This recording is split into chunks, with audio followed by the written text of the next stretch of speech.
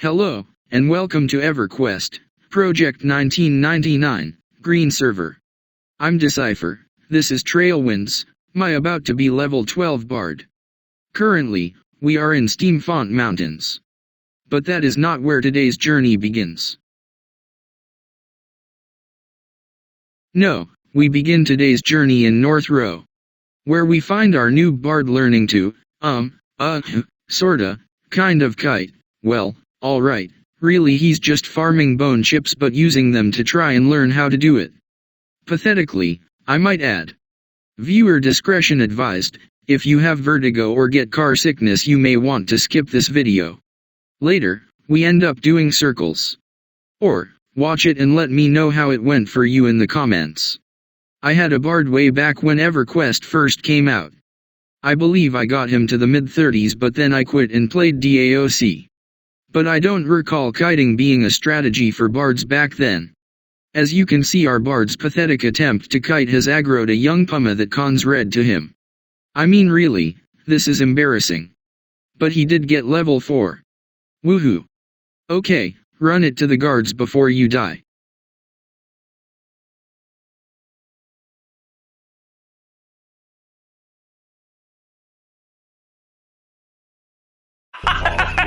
That's the funniest thing I've ever seen in my life! After farming the crap out of those skeletons, in North Row, our bard moves to the East Freeport Gate. He was basically already there. Also, I learned that it was probably faster to just end mobs one by one at these levels. That's because the level 2 song, Chords of Dissonance, doesn't do much damage, yet. But anywho, our bard gathers up the decaying skeleton and death fist pawns. I like that at later levels, most mobs are aggressive. That way we don't have to hit the first one to get aggro. He's getting both of them because he learned that both moved at roughly the same speed. See, he is learning already.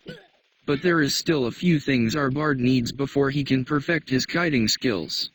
He needs to get to level 8, a stringed instrument, flattish ground, and watch a video that will help him more than anything else. I think we gathered every single skeleton and death fist pawn that was there.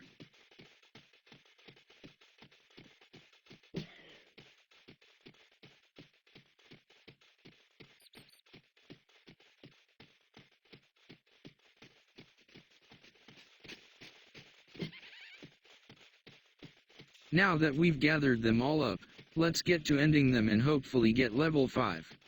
Our bard is excited to get level 5 because he gets to buy his song Celos Accelerando.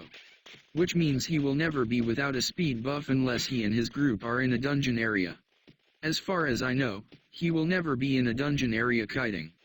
That just sounds like ending yourself if you try, but I haven't been in every single dungeon in the game, yet. As you can see, our bard is still getting hit by mobs. He hasn't perfected the, quote, looping technique, unquote. I am still using my keys to do the struff looping technique. Remember that video I was referring to earlier? It helped me, quote, perfect it, unquote.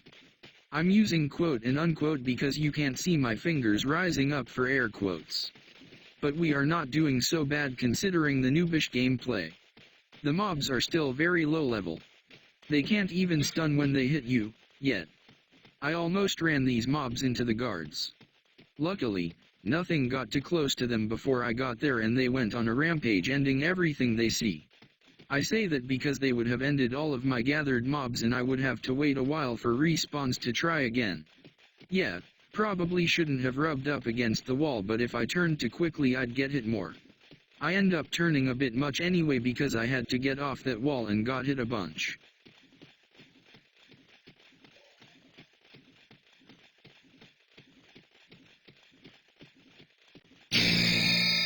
Ding, level 5. After our bard purchased his level 5 song, we spoke of earlier, he made a trip to Butcher Block Mountains. He went there to visit the dwarfs in their home city of Paladin. He went there to turn in all of those bone chips he got from the skeletons in North Row and East Freeport Gate. I had to test a few before making the video because I haven't ever done this quest and I wanted to make sure it worked. You have to turn in 4 bone chips at a time, unstacked. I did this quest to try and get to level 8 as fast as possible, just to be able to use stringed instruments.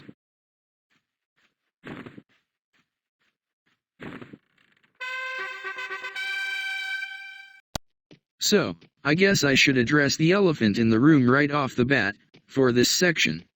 This video looks so pixelated because I recorded this while it was dark, in-game of course. I did my best to save the video. I thought it was worth saving because, as my wife says, I do my best work at night. Oh, wait, forget I said that. It was when I put it all together, while getting level 8. I have 3 different video editors open trying to save this video as best as I can. Well, now that I've explained why I'm putting this turd in my video, between getting level 5 and near level 8, I roamed around a lot trying to find somewhere to learn how to kite. I roamed a lot because I was looking for a spot that not many people were in, had a bunch of mobs but not too many that would aggro while I'm kiting, and was nearish to guards in case I screwed up. Which I did a lot. The video I watched was by Lethan Dal'Segno. I will put the link to the video in the description. If I remember to, old age. I watched a few different videos, but for me it actually clicked the way he explained the technique. I had to set up a couple of keys to make this work, because I'm that noob that uses his arrow keys instead of ASWD. Remember that if any of you ever group with me, yeah, I'm that guy. Anyway, basically what you have to do is, watch his video because I can't ever explain shit very well. No, I'm just kidding. I'll do my best to explain. First, set up your straf keybind to a key and not just your mouse.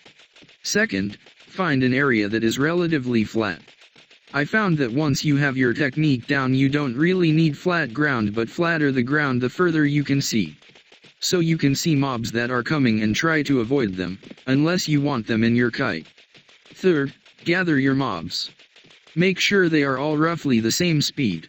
Fourth, while running forward use your straf key, that you bound to a key earlier, then click off the screen. Once you click off screen, let off your keys and only use your mouse to move your character in circles. For me, I have to right click my mouse and move it the direction for my circles. Fifth, stop your speed and get your chords going. Swap instruments, if you're using them. Sixth, start bringing in your circle, slowly. Very, very slowly. While doing so, listen for the footsteps of the mobs. You bring them in too fast and run the risk of getting hit and, Captain Obvious, that's bad. This is the last step. You just keep going in circles till they drop. Remember to watch out for other mobs while doing circles. If they get too close, release your mouse. Look, if you need to get closer, shorten your circle, and if a mob comes, judge where your horde is and make corrections as needed. Either by scooting out and around the mob, way in front of it, or if it's not aggro you can shut off your chords. Good luck. It is really, really satisfying when they all end at the same time and drop on the ground in the same spot right on top of each other. I also enjoy seeing a circle of corpses when I'm done. Don't forget to use /hide co-pairs looted. That will help you a lot, especially if the mobs you're kiting have no drop items or crap loot you don't want.